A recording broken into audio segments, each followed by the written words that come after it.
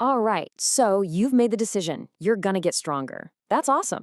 But now comes the big question, right? The ultimate fitness showdown. Is it gonna be bodyweight training or are you gonna be hitting the iron? Which one is gonna build the body you actually want? Let's break it down. You've got that fire, you're ready to make a change, but you're kind of stuck at this crossroads. Are you gonna master your own body with the raw power of calisthenics? Or are you gonna build it piece by piece with the precision tools you find in a gym? Look, both of them promise results, but let's be real, only one is going to be the perfect fit for you. And let's be honest, we've all seen the stereotypes, haven't we? You've got the park warrior doing muscle ups on some rusty bar while a dog is barking at him. And then you've got the gym goer just trying to navigate the social jungle. But behind these kind of funny images, there are two completely different philosophies on what it actually means to get strong. Okay, so first things first, let's get on the same page. Let's break down exactly what we're talking about here. Because these aren't just a few different exercises. They are fundamentally different ways to think about building your body. So, first up in the ring, we have calisthenics. I mean, you can think of this as the OG of training, right? It's raw, it's primal, there are no fancy machines, no racks of dumbbells. It is just you, your body weight, and good old gravity just duking it out. Yeah, you'll start with the basics, push-ups, pull-ups, you know the drill. But the real goal, it's to level up to these insane skills, stuff like the human flag or the muscle up. And in the other corner, you've got weight training, the gym life. This is all about using external tools, barbells, dumbbells, cables, the whole shebang, to literally engineer your body. It's almost like a construction project. You're the architect, and you're precisely adding a little more weight week after week to build muscle in this incredibly structured, predictable way. All right, ding ding, round one. Let's talk about the practical stuff first, money and accessibility. Okay, so right off the bat, the most obvious difference is the price tag. Calisthenics? It's basically free. I mean, last I checked, Gravity doesn't charge a monthly membership fee. A gym, on the other hand, is a real financial commitment. We're talking anywhere from 40 to maybe over $100 every single month. So yeah, when it comes to pure cost, it's not even a fair fight. Calisthenics just wipes the floor. But, and this is a big but, free does not mean easy. And this quote right here, it gets to the absolute heart of the biggest hurdle for a lot of people. It isn't the money, it's the difficulty. So let's see what that actually looks like. Here's the thing you absolutely have to understand. Calisthenics starts on hard mode, like expert level from day one. You have to lift your entire body weight. And I mean, whether that's 50 kilos or 100 kilos, that's your starting weight. Most people who walk into a park can't do a single clean pull-up. The gym, though, it's a beginner's heaven. You can start with tiny 2 kg dumbbells. You can use machines that literally guide your movement. It lets you build strength and, this is so important, confidence, right from your very first workout. Okay, round two. Let's get into the good stuff, strength and aesthetics. This is what it's all about, right? The results. What kind of physique are you actually going to build with these two different methods? With calisthenics, the name of the game is functional power.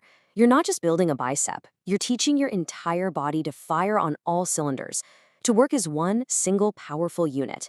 It forges this incredible body control, balance, and coordination. The end result? You don't just look strong, you move and feel like a genuine athlete.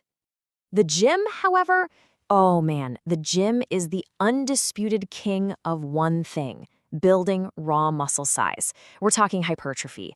If your number one goal is just to get bigger, the ability to isolate specific muscles with heavy, heavy weights is it's unmatched. There's no other way to say it.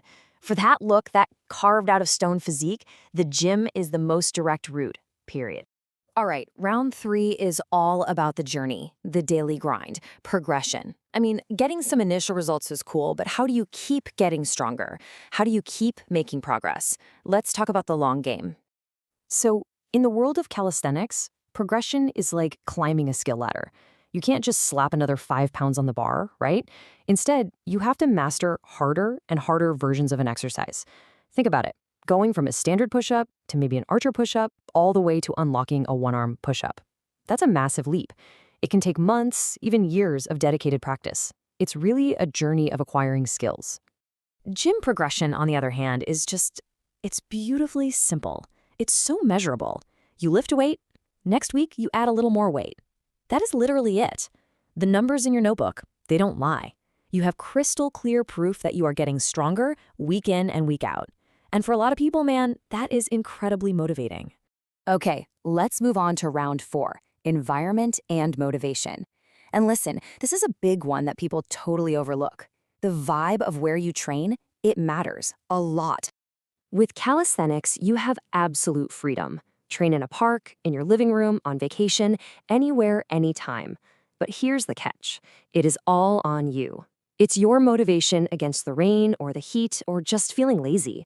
The gym gives you a built-in atmosphere of energy. You got the music pumping, you see other people grinding. It kind of holds you accountable. The downside?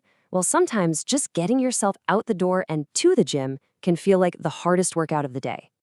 So there you have it. We've laid it all out on the table. The cost, that steep learning curve, the kind of results you can expect, and the environment.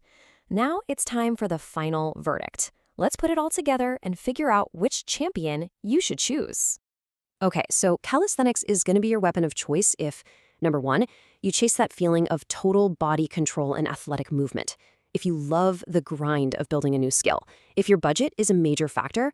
And finally, if you just thrive on that feeling of independence and freedom. If that's you, welcome to the world of calisthenics.